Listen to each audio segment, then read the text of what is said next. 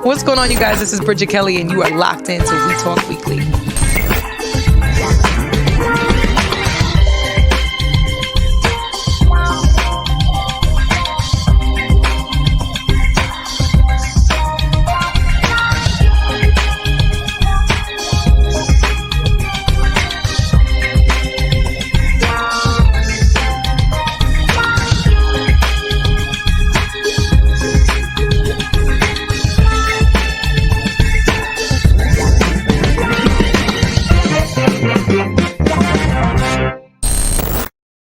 We Talk Weekly after the talk on WPPMLP Philadelphia 106.5 FM. We Talk Weekly's after the talk with your boy Charles Gregory and the beautiful Lauren Sizzle and the beautiful Classy Lady Sparkle. Classy Lady Sparkle. Why don't you tell us who do we have today? Absolutely. Today we have Shawn Mooring.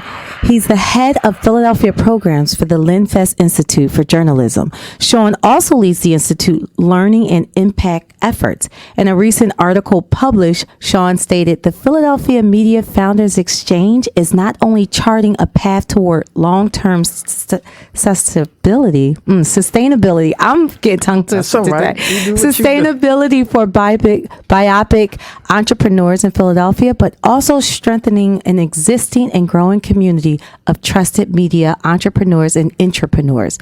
Let's give a warm We Talk Weekly welcome to Shawn Mooring. Woo!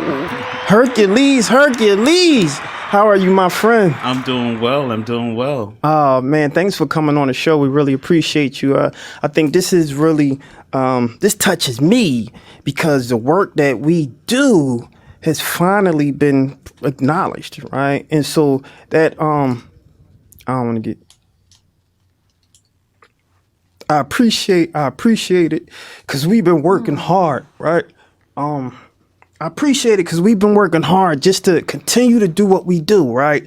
Through the blood, sweat, and tears, and hearing people, just saying like, people are not listening to me. People are not hearing our stories. And it's like, we got you. Right. We literally will pull up. I remember, was it Saks or Lord and Tellers when they fired all those black women? Mm-hmm. Nobody couldn't get the news up there. Guess who pulled up? We Talk Weekly.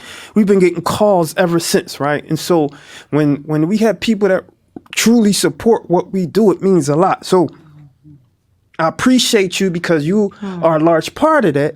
So I want to thank you for that. But enough about me. You know what I'm saying? Let's talk. Let's start from the beginning and a little bit about what got you into pretty much the service work that you're doing. Oh, absolutely. Yeah, no, I appreciate it. And I appreciate you, and I appreciate how you are also giving back and now, serving as a peer mentor with PMFE, and we'll talk more about that. And I also have to say, my first job out of high school was at Trader Joe's? No, Trader Don's. That was right next door to Lord and Taylor. Oh, yes. My mom used to work at Lord and Taylor's back in the day. So my whole high school, I worked up there in that shopping center. But, my desire, my drive to give back and to do the type of work that I'm doing stems from growing up in the city. And then my parents were divorced. So my dad lived in the suburbs, lived in Lawrenceville, New Jersey, and and I would go up there on the weekends, and so like having this whole dichotomy of living in the city, growing up in the city, and then going out to the suburbs every weekend and seeing how it was just the disparity, right? And it was so different, and it was so many people that I grew up with who didn't never went anywhere, never left their kind of 6 blocks or whatever, you know what I'm saying? And so to be in a position, and then my first job out of graduate school, I went to Hampton University undergrad, went to University of Delaware for graduate school, and then got this internship. My first job out of graduate school was at the Ford Foundation, and just exposed me to, this whole industry and ways in which you can give back and use this money, right, to invest in community and really try to help build. So that's what I've done. Fantastic. Look like you got a question.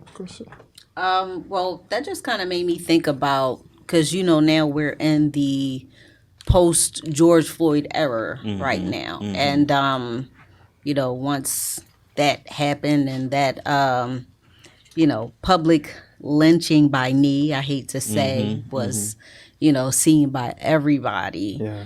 Corporations started to step up. A lot of them said like, hey, we got it wrong. And they started giving. So have you seen a difference in supporting Black entrepreneurs between then and now? Yeah, I mean, I think, there was definitely that knee-jerk reaction from philanthropy and corporations and banks, and realizing, all the ways in which, they haven't been giving on a regular basis or on a systemic way. And I think that you saw a number of these corporations and organizations kind of ramp up, their efforts to give. And I think, what we've done at the Institute wasn't necessarily a reaction to that, right? Because that commitment had always been there. But I think what we were able to do is to bring in other partners, and to increase our giving around that way. And what we've also supported was, organizations like WURD and Sarah Lomax Reese. I don't know if you saw the piece she did on following up on some of those promises that banks made, and going back and looking, okay, so what did you committed $100 million, but what came of that, And so and that's why it's important for us to fund, community media and beyond just, because the folks will ask those questions, right? And so we want to empower the community to ask the right questions and to continue to give the perspective that's represented, in the community.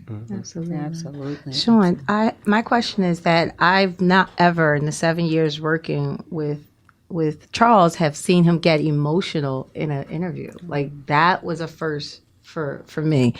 And I was going to ask this question, but I guess that was the answer. But what keeps you going in this? Because I know that for us, it's reaching out to people like you, but you're reaching out too. So, and there has to be that there were barriers and jumps that you have to make as well. What makes you continue to strive to know that this is, the outcome is good? Like, I know that those are days that, you just want to just like, oh my gosh, this is a lot. Yeah. And no, I appreciate the question. And I mean, for me, it's also, I'm in trying to fully embrace this new phase in my life. I turned 50 in September. Awesome. And so like I'm moving into this elder statesman, but I've actually been doing this work for over 20 years. And, it can be, the issues haven't changed, right? Since, one of the things that was attractive about the internship I took at Ford was that Ford was the place that really started the community development movement, right? Really investing in urban places and addressing issues around poverty and workforce and all of that. The issues haven't changed in the 60 years, right, that they've been, doing this work. But, one of the things for me that is, particularly exciting is most of my work over the last 20 years has been on a national stage, right, working with foundations that, service around the country. And I did spend a little bit of time, some years ago at the Philadelphia Foundation. But what's exciting about Lenfest is that all of my work is focused on Philadelphia, focused on serving, this community and being able to support efforts like We Talk Weekly, support the work that we're doing with Every Voice, Every Vote around this upcoming election and really empowering community to really be able to step up. And so being able to do that in my backyard where I grew up and impact my community is what it's all about. Yeah. So Go ahead. Oh no, I was just going to say you mentioned Every Voice, Every Vote. It's such a pivotal moment right now. Tell us about how this just came about, Yeah, so Every Voice, Every Vote is an initiative that is really looking at. There was another initiative, a mayoral initiative. I think it was back in 2018 or so. That was like the Next Mayor initiative, and it was a collaborative, but it was nothing to the scale of what we have now. With every voice, every vote. We funded over 50 organizations, just about an even split of community-based organizations as well as media organizations, which is a first for us at the Institute because our focus is media, right? But with this initiative in particular, because it was around how do we get folks motivated, how are we, helping to spur advocacy and education around this pivotal election where you have essentially kind of a wiping of the leadership, right? With all of the city council, the mayors, it's the 100th, mayor for the city. So it's just really a pivotal moment and wanting to make sure that we are having the issues driven by community and by the people in communities. There was an article that ran last week in the Inquirer talking about the power centers, whether it's the Black community, it's the progressive community, it's Center City, and I think it was one of Fetterman's staffers that said, basically you don't have to get the whole city behind you. You just need to understand who's going to turn out and then cater to that group. And, I think that's exactly why this initiative is so important, so that people can't take you for granted and say, we only have to worry about, X community because the rest of them are not going to come out. But if folks are informed and people have information and they know that the issues that they care about are going to be discussed, and then we have a mechanism to hold officials accountable on the back end, I think it changes that economy, right? It changes those dynamics. 100%, 100%. Oh, no, I was listening to you, and you're right. It's like you said with the progressive different parts of the community, because at the age that you just stated you've seen the Mayor Goods, the street. I don't even know, maybe even your parents telling you about the Rizzo days. Right, it's something to see what was then and how far we have come to now, even with the Black vote. That's right. So it's extremely important. Yeah. I just feel like this whole initiative is kind of like, when you lift up that rock and you see all the worms and things under there, because it's like so much information is coming, to public eye, like the polls that are, the research that's being done, the polls, the 65% of Philadelphians feel that the city is on the wrong track. And it's like, that's, if it hadn't been for this, would this information be out? Because a lot of times when it comes to the mayor, it's all about the mayor. Right. It's not about the people. So this, I'm just, I guess, astonished by all the work and everything that's going into it. Yeah. And I think that, no, go ahead, you can respond. No, I was just going to say, I'm so excited about the work. I mean, because it's amazing even now how many people are saying that they didn't even know when the primary date was, like still. And, but, there's also, some conversation about, well, are there too many, forums, is it, are we oversaturated by the forums? But I think, people are going to things, and I think it's important to meet people where they are, right? Because somebody that's not going to go to the forum in Mount Airy or in Center City, so having them in communities, and again, just meeting people where they are is critically important. 100%. I truly believe that, because last election, there were a few panels where people was asking the question, well, when are the panels? It's like there were some, they wasn't in your neighborhood, right? And I think we're seeing a lot more panels because of not only this initiative, but people are saying, nope, we're going to hold you accountable. We want you to come into our community if you want our vote. So we want you to talk to our people, which I think is an excellent thing. I do want to ask, what was some of the information or resulting kind of the pieces and the seeds that you have been hearing from the different communities that Lenfest is saying, like, wow, I didn't know about that. Like, wow, I didn't think about that. Is there anything that stands out? Yeah, I mean, I think one of the pieces that stands out to me, a lot of it was confirming, of course, the crime and the violence is, at the top of everybody's radar. But then when you start to dig a little bit deeper, you begin to see some disparities, right, in terms of, kind of black and white, in terms of like the level of impact, right, in terms of how people feel, whether or not they feel safe in their communities, where you see issues around wanting to raise the minimum wage, versus looking at taxation and in the tax privileges given to businesses. And so you start to see some disparities both in terms of the level of income as it comes to some of the financial and economic questions, when it comes to issues around safety, or what some of the proposed solutions, whether or not it's increasing funding to police.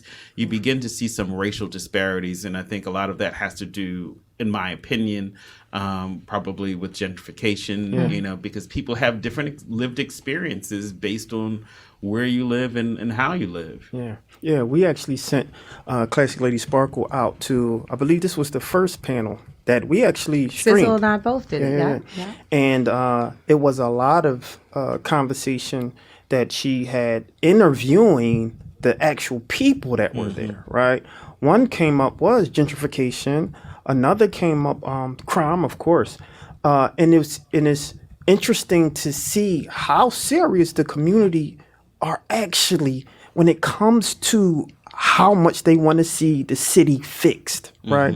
And so with that in context, and I won't ask you who you're endorsing or anything, but what do you believe would be the strongest qualities of a mayor for the city of Philadelphia? What would be that picture perfect idea of we now have a new mayor of Philadelphia?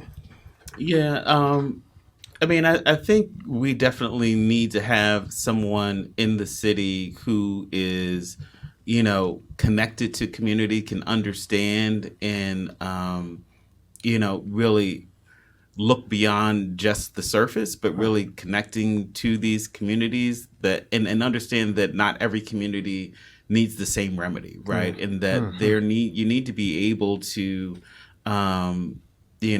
meet the needs of the various sections, but also look at what are the universal solutions.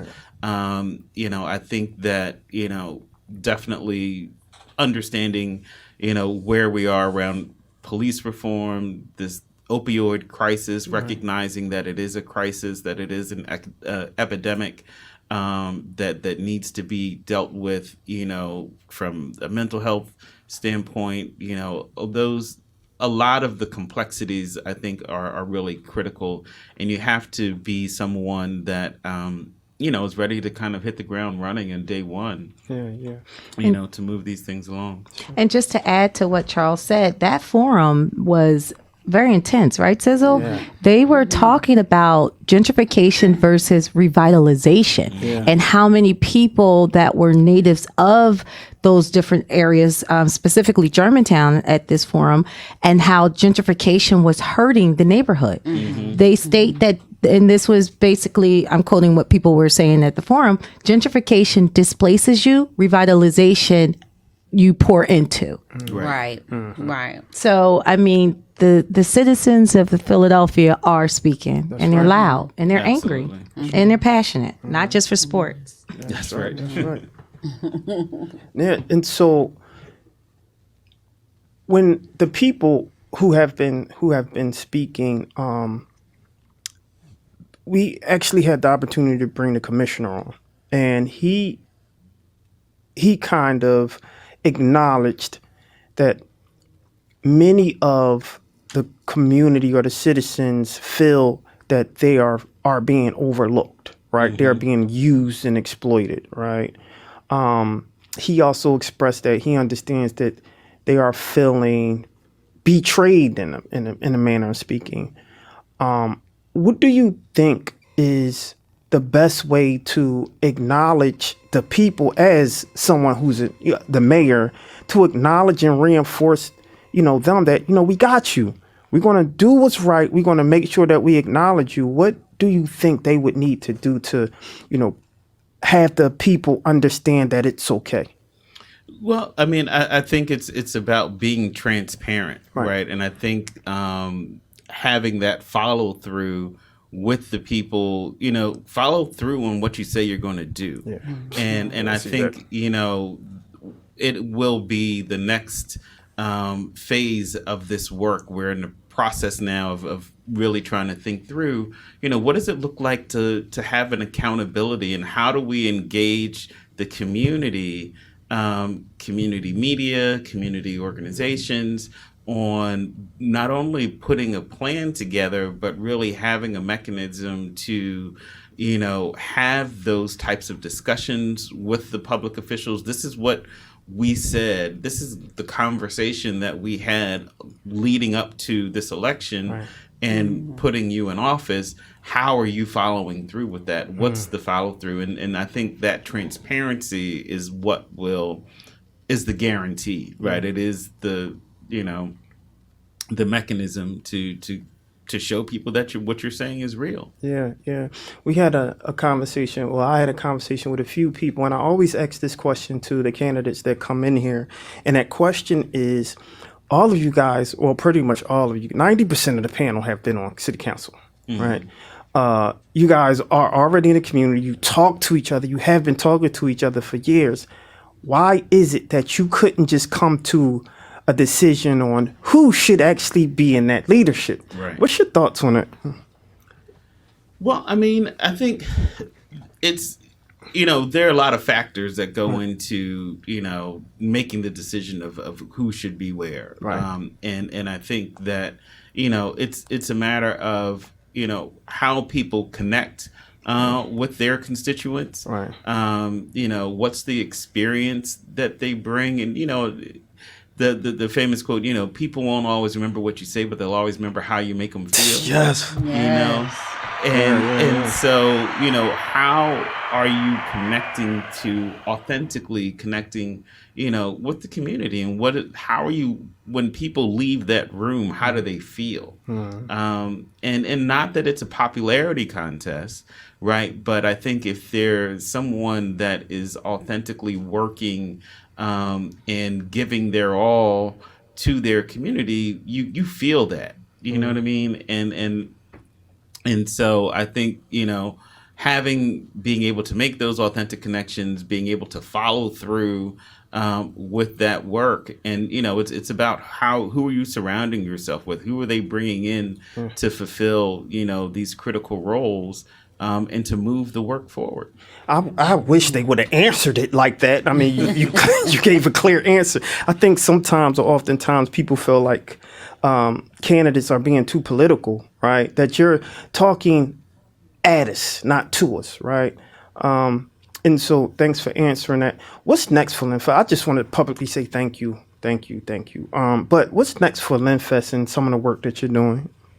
Yeah, so the next big project that I'm trying to get out the door within the ecosystem portfolio, one is, again, doing some planning around what the next phase of Every Voice, Every Vote is going to be, something around accountability and looking at how we, move this work forward post-election. Yes. The next, the other thing that we're looking to launch before the end of the year, before the end of April, will be a capacity building and core support grant initiative. And so, we have the Philadelphia Media Founders Exchange, of which you participated in the first cohort. That's right. Peer. The inaugural. That's right. Put some respect. The Inaugural. Absolutely.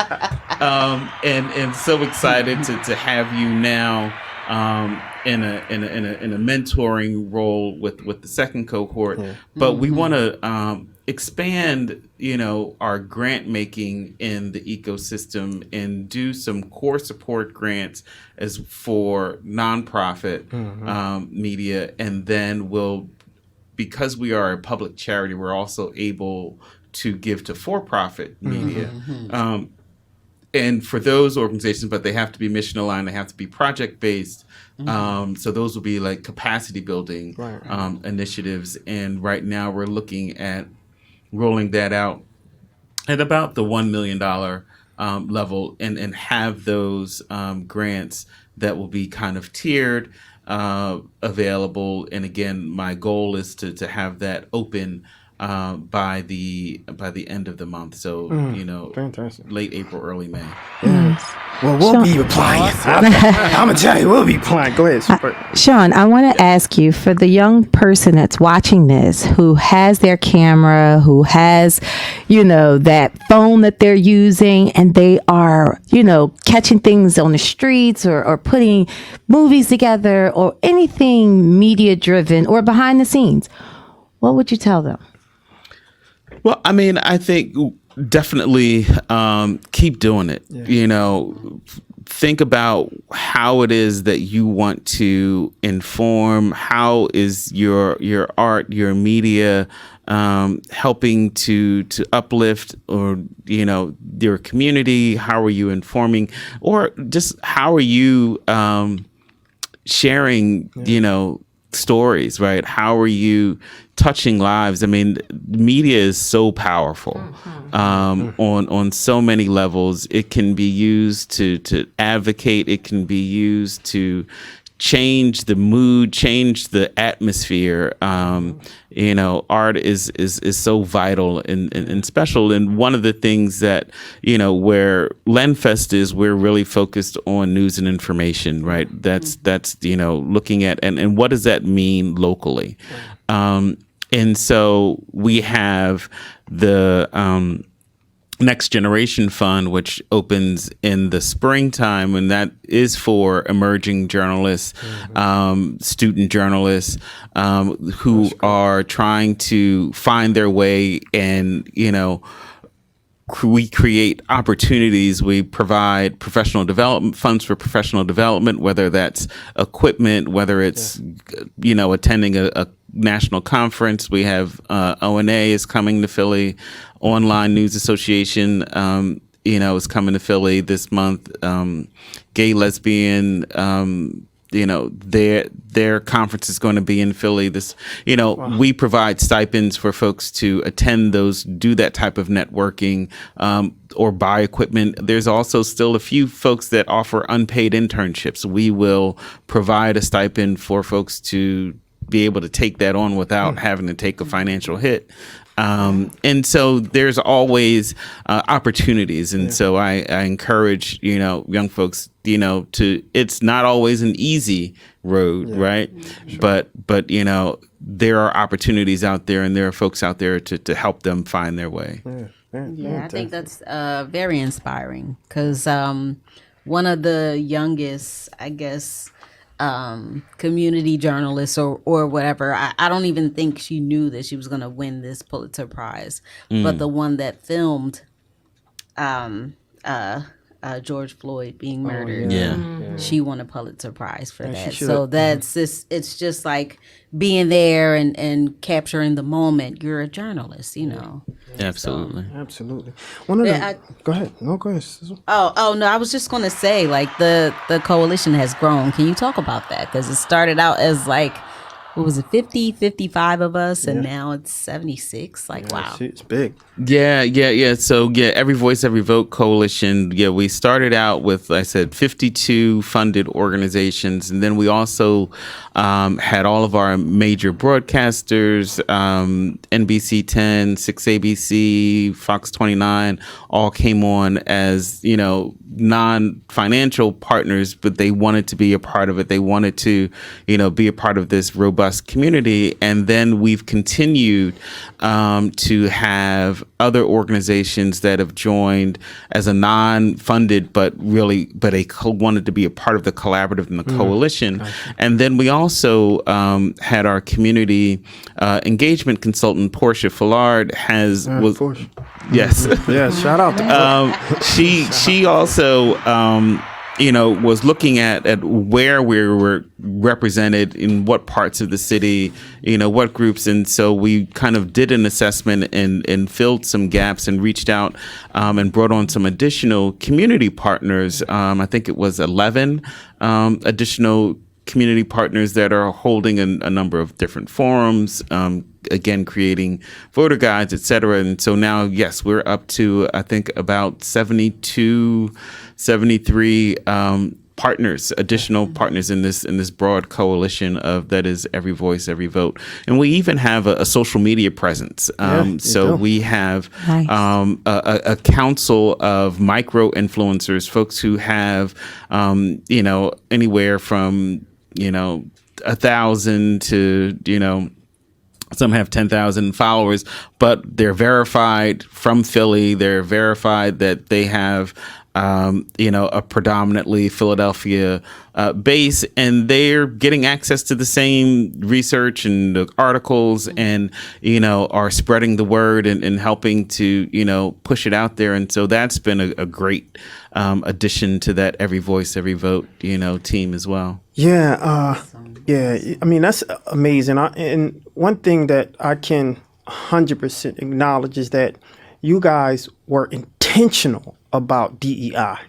We're intentional about it. It wasn't just, this is what we're going to do. I mean, you actually not only acknowledged that this is what you were going to do, but you had people on the front lines reaching out to say, hey, this is what we're doing, and we want you to be a part of that. So I do want to acknowledge that, because we have a lot of people, since it became the cool thing, DEI is like now pull quote, this is what I do. You guys are truly putting in the work to do that. So kudos to you. One of the, Lenfest and the team, I got to acknowledge the whole team, because I mean, literally, you have people on the ground from engagement to outreach to research to communication. I mean, you have it's like a full engine out there. Yeah. Amazing work. Last question that I have for you, and real quick, you're listening to WPPMLP Philadelphia 106.5 FM. We talk weeklies after the talk with your boy Charles Gregory and the beautiful Lawrence and the beautiful Classy Lady Sparkle. Yeah, we have to do that at the top of the hour, right? So, I want you to kind of talk to the viewers, for those who feel, because this was a lot. When we were kind of interviewing some of the people out there in the street, a lot of the people were still saying, like, why should I vote? My vote don't matter. Like, every time I vote, then we have somebody like Donald Trump, we get a lot of, does my vote really count, right? And we posed this to the commissioner, also even to some of the candidates. So I'm going to pose this right now to you. What would you say to, a young person or people who are feeling kind of beat up, feeling betrayed, feeling like they're overlooked? What would you tell that person why it's important to vote and to get out the vote? Yeah, I mean, I think the most important thing to do, the most important right in that we have is the ability to elect the people that we want to represent us and to move things forward. And that's not only just going out and casting a vote and hoping that they do what they say they were going to do, but to go out and get involved, to whether it's, being a block captain, being, engaged in anything, beyond yourself, but you have to be the change that you want to see. And that,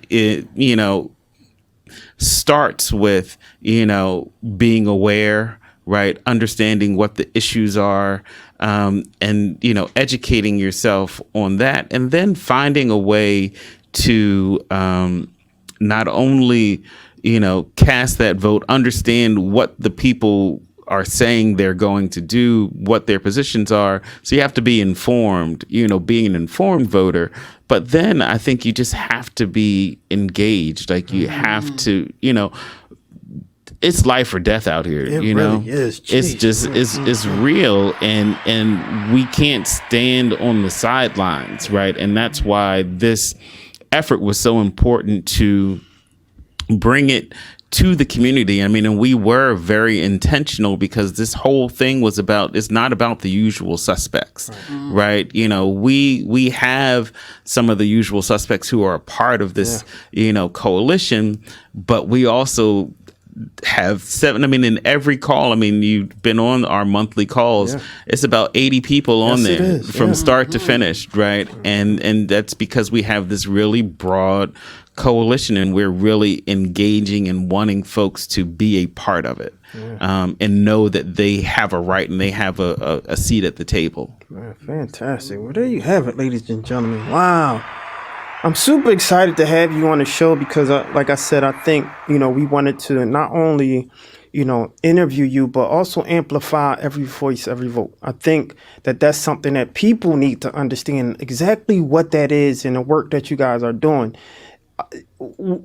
We are a part of the initiative, right? And we are talking about the candidates and, the voting and the importance, but it's about what kind of spurred the information that a lot of, believe it or not, that I'm sure that if you're watching not only our content, but, the micro influencers, the other independent creators, from editorials to newspapers, they're probably supported by this initiative. And that's why you're getting a lot of the visuals and the information that you're getting, because of organizations like this that was intentional about making sure that you get that information and stay informed, right? And so I do want to acknowledge that and just say thank you again. We can't express, our humility and how humbled we are with being a part of this initiative, because it's specifically the work that we do. Yeah. It falls directly in line. We have people that wanted us to do certain things that isn't necessarily us, right? But we fell in line with it, and it's the work that we do and have been doing, and we do it easily because we love what we do, right? And so we just wanted to say thank you. And is there anything you feel like you want to tell the people, anything that you feel like you want to share before you leave? Well, I'm just really thankful, one, for y'all giving me the platform to come on and to talk and to share about the work that we do. And I thank you for just how you all not only, get the word out and engage and inform our communities, but also, the way in which you give back, right? And the way that as you shared with the PMFE cohort on Friday, it's from your heart, right? And from your experience, you were able to kind of share and help and to help lift them up. So I appreciate you, thank you. And all that you all are doing, how you've, come into the Every Voice, Every Vote coalition and engaged and collaborated with folks and providing streaming for the forum. I was so excited to come into that first forum and see you guys there. And so, yes. Yeah. And I, if I could speak for Charles, us being moved to tears, because we had the conversation, I think, going into that year where we were just like, this is it, because we, bootstrapping, your dream and all that. It's challenging and it's stressful and it's every day we quit. Mm-hmm. So, it just, for us, it just validated us and the work that we do, because so many times we felt like we were just unimportant and that, we had the passion and the drive and not necessarily the support. So, it's... I'm like lost for words though. Amen to that though. No doubt. So, Thank you. absolutely. Thanks for coming on. And how can anybody find out more about, Every Voice, Every Vote, get in contact with you, find out more about, especially the young people who are the future in journalism? And one thing that I always say too, it's a couple of things I say. The first thing is, if you don't tell your story, someone else will. And they might not say it in a way that you actually wanted them to say it, right? So always control your narrative. But also, the second thing is the youth are our future, right? And they are going to get the baton and run with it. And you want them to run in the same direction, right? And we want to support them. And I believe that it's enough money for all of us, right? And so we need to stop being those gatekeepers. And this is with even the mainstream media. Philadelphia have this bad reputation of being gatekeepers and not necessarily those who are, telling people to come on. I'm at the top of the elevator. I'm going to press that button to send it back down to pull you guys up. And I think what's happening here is it's this synergy that's starting to happen, even with this initiative that, people are now collaborating, right? They pulling, I was there, they pulling me in, can you talk to, absolutely. You don't have to pay me anything. I just want to talk. Let me do what I do. And I do it because I love my people. I do it because I love the community. And I think that it's something special coming out of this that you guys just want to kind of pay attention to on the back end, because there's a lot of collaborating and network that's happening. And what's going on, you guys? This is Bridget Kelly, and you are locked into We Talk Weekly. Absolutely. So kudos to you for that.